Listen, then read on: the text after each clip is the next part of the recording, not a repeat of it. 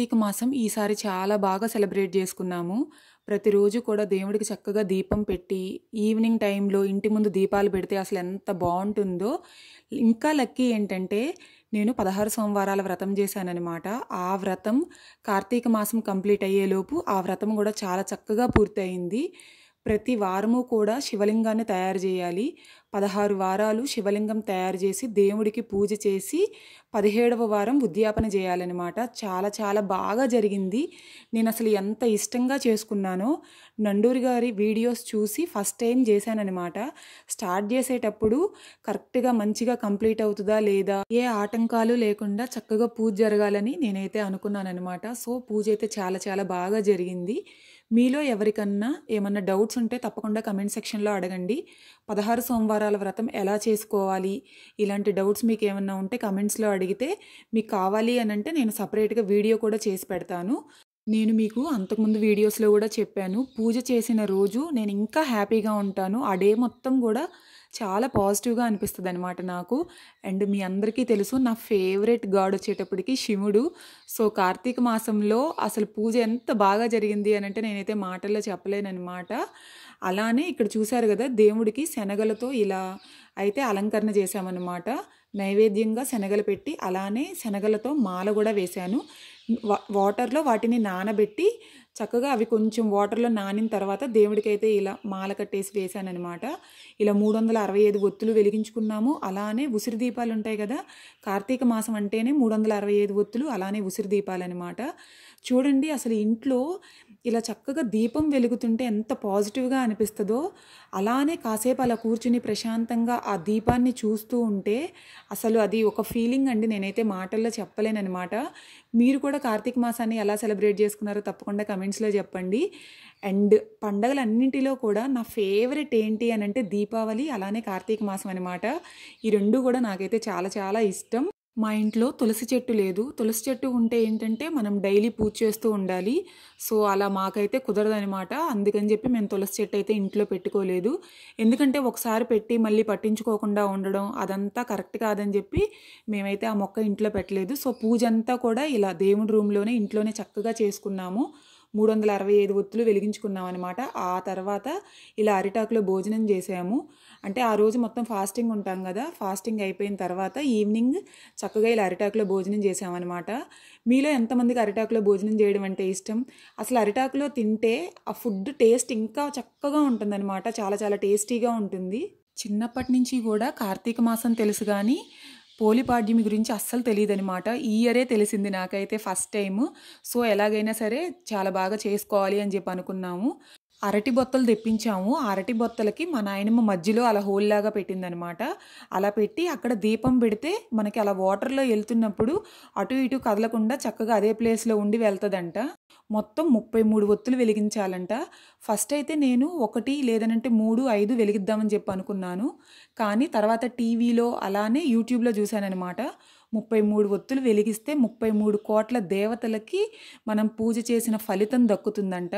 So ఆ విషయం తెలిసి చక్కగా ఇలా అరటి బొత్తకి 33 బొట్లు పెట్టాను పసుపు కుంకుమతో. అండ్ 33 ఒత్తులు కూడా చేసామన్నమాట.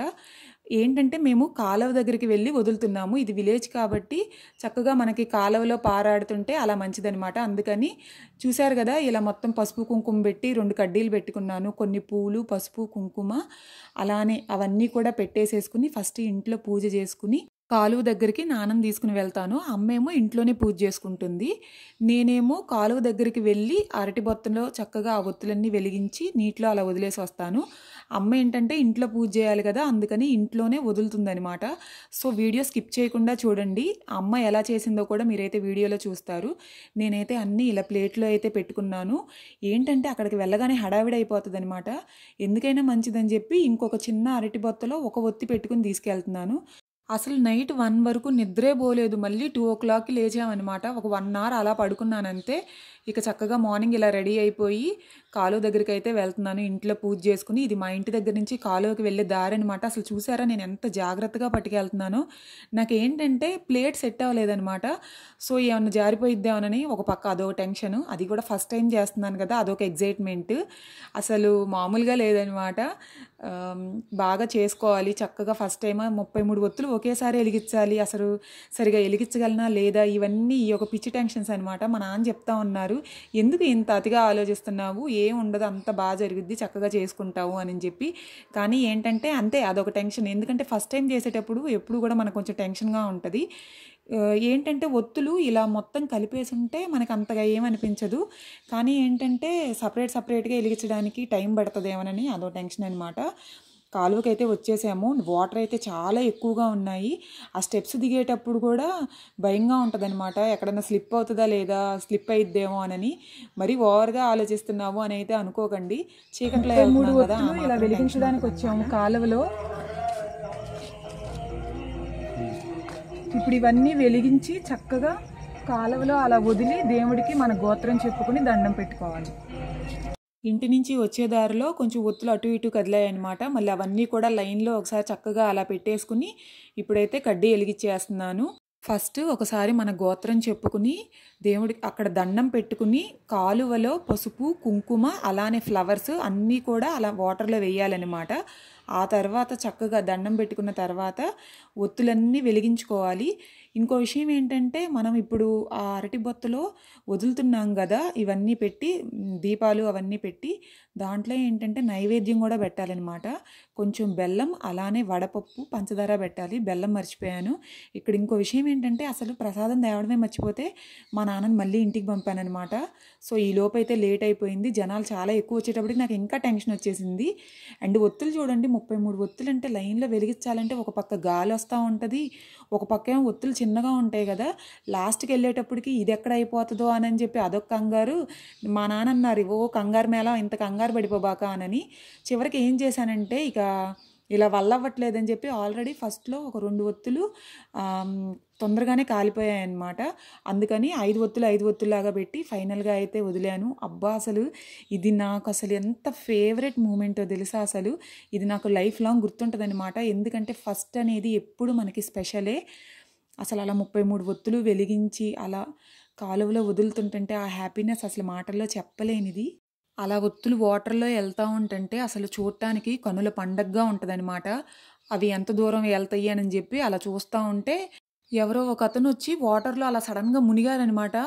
అయ్య బాబు, ఏంటి ఈయన ఇలా మునుగుతున్నారా అని అనిపించింది. కార్తీక మాసపు స్నానాలు చేస్తారు కదా, అలా మునిగారు. ఈ లోపల ఏంటంటే ఆ వాటర్ ఫ్లోకి నేను వెలిగించింది ఇలా అయ్యిందనమాట. సో ఫైనల్గా అయితే అలా చక్కగా వెళ్తూ ఉంది. ఎంత బాగా అనిపించిందో. మీరు ఎలా సెలబ్రేట్ చేసుకున్నారో కూడా తప్పకుండా కమెంట్స్లో చెప్పండి. మా అమ్మ ఇంటి దగ్గర దేవుడి ముందు బయటకు వెళ్ళి ఒకసారి నక్షత్రాలకి చూపించి అందులో వాటర్ పోసుకుని పసుపు కుంకుమ అలానే ఫ్లవర్స్ వేసి ఇంట్లో ఇలా వెలిగించుకుందనమాట. చెప్పాను కదా, ఇంట్లో కూడా పూజ చేయాలి కాబట్టి నేనేమో కాలువ దగ్గరికి వెళ్ళి చేసి వచ్చాను, అమ్మ ఏమో ఇంట్లో చేసింది. సో కార్తీక పౌర్ణమి అలానే పోలిపాడ్యమి 2 కూడా ఇలా సెలబ్రేట్ చేసుకున్నాము. మీరు ఎలా సెలబ్రేట్ చేసుకున్నారో తప్పకుండా కమెంట్స్లో చెప్పండి. మళ్ళీ కలుద్దాం నెక్స్ట్ వీడియోలో. బాయ్.